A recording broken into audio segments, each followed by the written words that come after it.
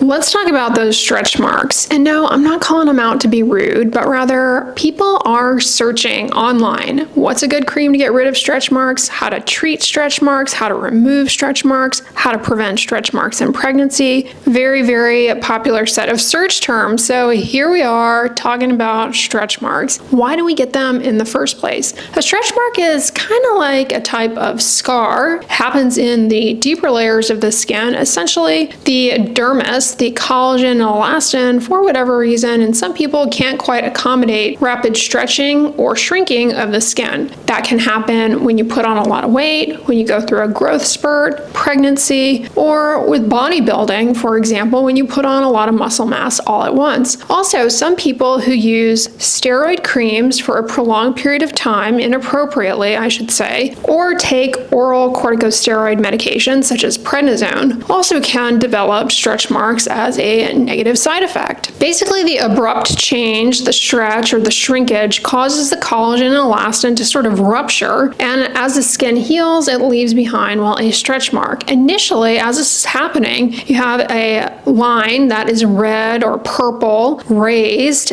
but with time it turns white and sinks down below the surface of the skin. Now, not everyone develops stretch marks. It's a bit of the luck of the draw. Some of it may be related to hormones, but a lot of it probably has to do with good old-fashioned genetics. It's really important to keep that in mind because if you're pregnant, I promise you, there will come a point in your pregnancy where you'll be sitting around, maybe friends and family, and cousin Kathy is gonna start yapping in the background about how she used almond oil from head to toe for all 7 of her pregnancies and never once got a stretch mark. Well, chatty Kathy, I hate to break it to you, you were not gonna get stretch marks to begin with, regardless of almond oil, okay? So just ignore chatty Kathy in the background and remember, stretch marks, some people get them, some people don't. There are tons of lotions and creams out there that claim to be helpful for stretch marks, but there's really not great solid research on these different creams and lotions to substantiate many of their claims. Like any scarring process, stretch marks are permanent. However, there are some ingredients that seem to be helpful for improving the final appearance of a stretch mark if started early on, specifically if started when the stretch marks are in that red to purple raised period of time. Now, a big part of why these ingredients might be helpful may come down to simply the act of massaging a lotion on the skin. So if you're using any lotion or moisturizer, that's probably going to help, honestly. Maybe by moisturizing and massage, you help improve blood flow, you help improve skin elasticity, so your skin is better able to accommodate the change in stretch or shrink. And of course, these things don't work overnight. You need to apply them daily for weeks and weeks in order to have a true impact. There are many popular remedies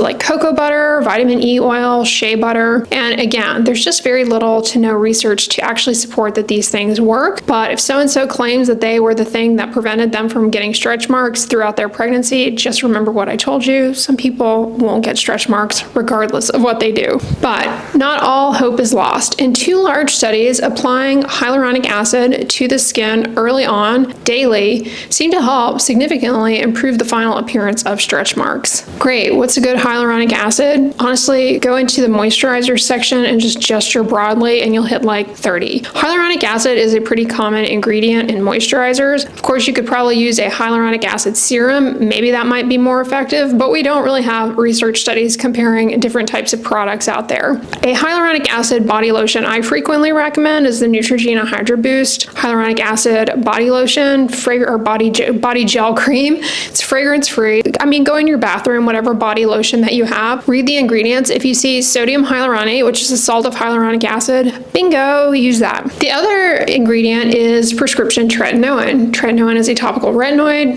FDA approved for the treatment of acne. It's also used to treat fine lines and wrinkles. However, in one study, applying tretinoin cream to early stretch marks daily for 24 weeks seemed to make a difference in their final appearance, whereas people who did not apply tretinoin, their stretch marks grew in size as the skin, continued to stretch. So it seems to maybe have a stabilizing effect. But the key thing with either ingredient is you have to use them early on in the process. Once the stretch marks turn white and fall down below the surface of the skin, no cream or lotion is actually going to address them at that point. Tretinoin is a retinoid and it's a prescription medication. There are other retinoids and there are also cosmetic retinols and retinol retinoids. Those likely can be beneficial as well, but we don't have the studies behind them. I frequently recommend the Gold Bond Age Renew Retinol Body Lotion. I think it's a great option in this case if you're interested in preventing stretch marks or improving the trajectory of stretch marks once they start forming early on. A word of warning though, if you are contemplating pregnancy or you are pregnant and you're starting to develop stretch marks, you cannot use tretinoin or other retinoids or a retinol or retinaldehyde. Those are not recommended during pregnancy, so stick to hyaluronic acid. That is safe in pregnancy. As far as preventing stretch marks, another ingredient that shows promise is centella. Centella is a botanic extract and it may contain hyaluronic acid naturally, which is why it seems to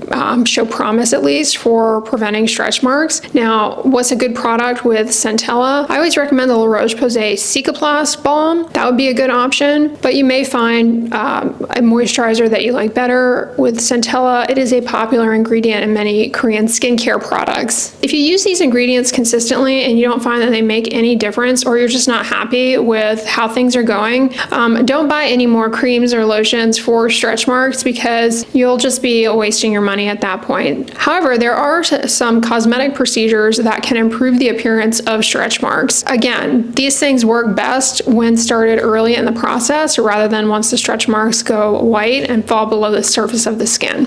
What are some good options for attempting to improve the appearance of existing stretch marks? Chemical peels can actually make a difference. Some chemical peels, depending on the depth, can help improve collagen production in the deeper layers of the skin. CO2 laser resurfacing is also an effective option, as is microdermabrasion. There's also radiofrequency and ultrasound, and microneedling, and radiofrequency microneedling, which can help quite a bit actually. So there are a few different procedures that can help improve the appearance of stretch marks.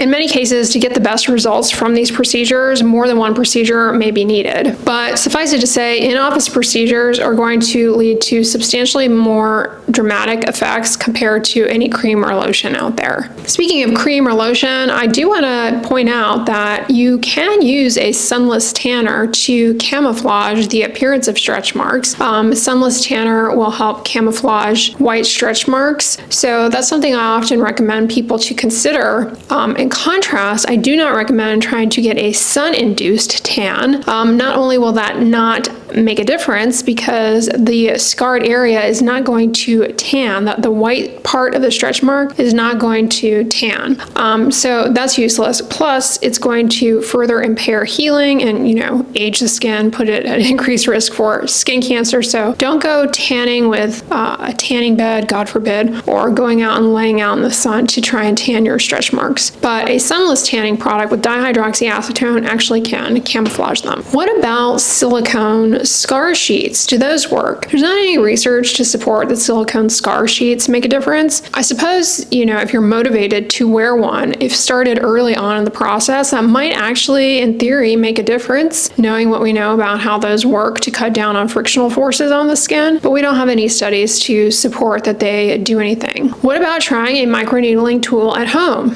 I already mentioned that microneedling can be helpful for stretch marks. However, most of the at-home tools, the depth is not great enough. It's unlikely to do much, and I always caution against at-home microneedling due to the greater overall risk of infection. Even when you are very diligent about cleaning the tool, is still a possibility, as well as foreign body reactions. So I don't recommend at-home microneedling, but and again, many of the at-home tools are not appropriate for getting results from your stretch marks. All right, guys, that's a wrap up with regards to stretch marks. There's nothing wrong with them. There's also nothing wrong with wanting to prevent or remove them. I hope this video was helpful and informative and answered your questions with regards to stretch marks. If you guys liked it, give it a thumbs up, share it with your friends, and as always, don't forget, sunscreen and subscribe. I'll talk to you guys tomorrow. Bye.